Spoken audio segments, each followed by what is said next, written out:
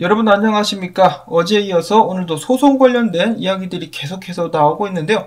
일단 한국말로 나오는 기사들 먼저 보도록 하겠습니다. 어제 소식에서 전해드렸었던 것처럼 SEC는 XRP 커뮤니티 멤버들의 이 소송 개입을 적극적으로 막아서고 있습니다. 반대를 하고 있다는 것인데요.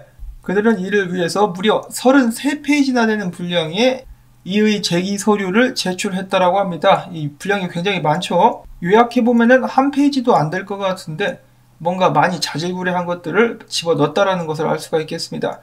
그러면서 그들은 주장하기를 XRP, 이 투자자들이 이 소송에 참여하는 것은 이 소송을 간섭하는 행위다.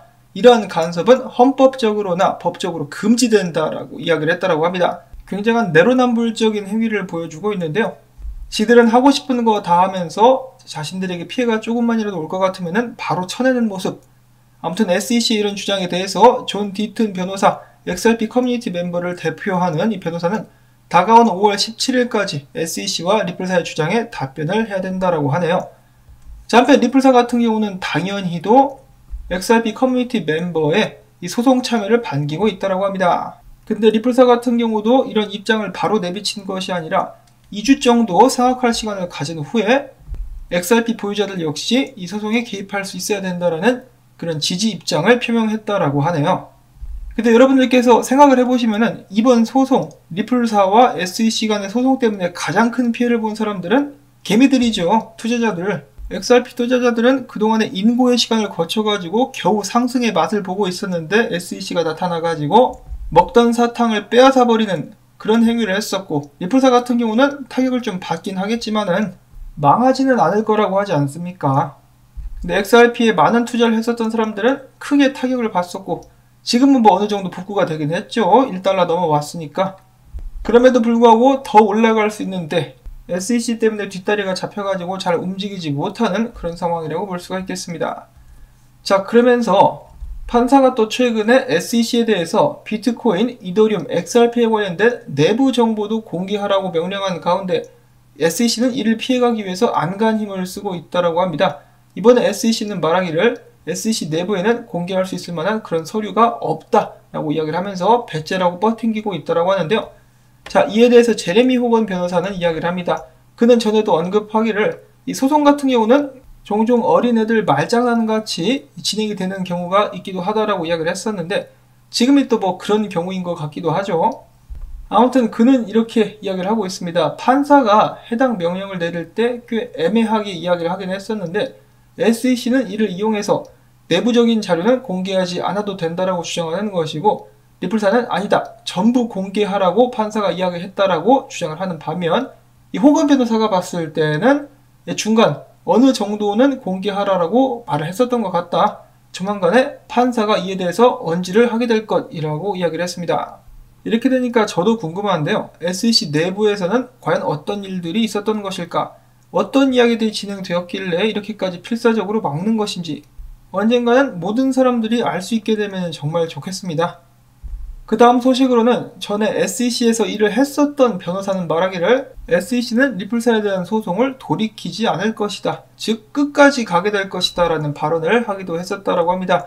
이 변호사의 이름은 린다 쟁씨, 지금은 조지타운 법률회사에서 일을 하고 있다고 하는데요.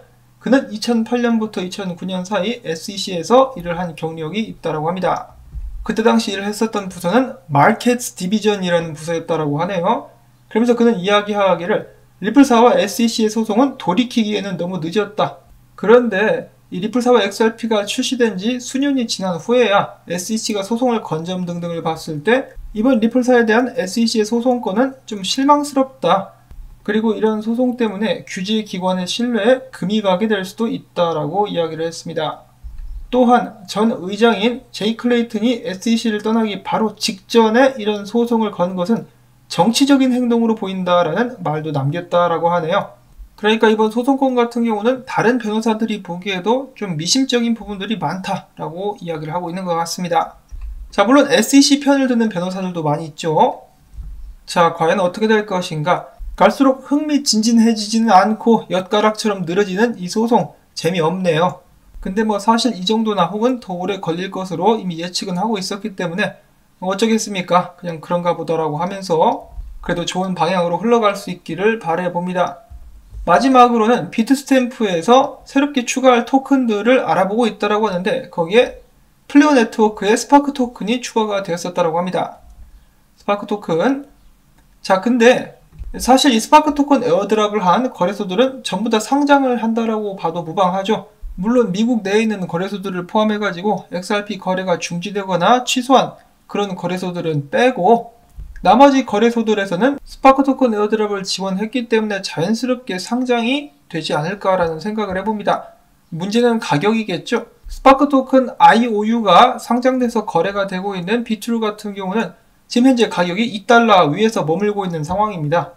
만약에 계속적으로 실제로 토큰이 드랍됐을 때도 $2 이상을 유지할 수 있다면 에어드랍 받는 사람들은 말 그대로 땡 잡은 거죠.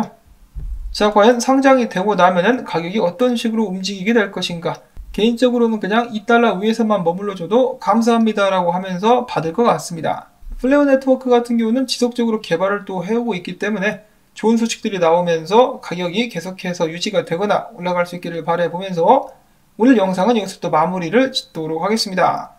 여러분들께 도움이 되셨다면 오늘도 마찬가지로 토마토밭에 따뜻한 햇빛 뿌리기 광고 영상 재생을 통해서 부탁을 드리면서 저는 다음에 새로운 소식 가지고 인사를 드릴게요. 안녕히 계십시오.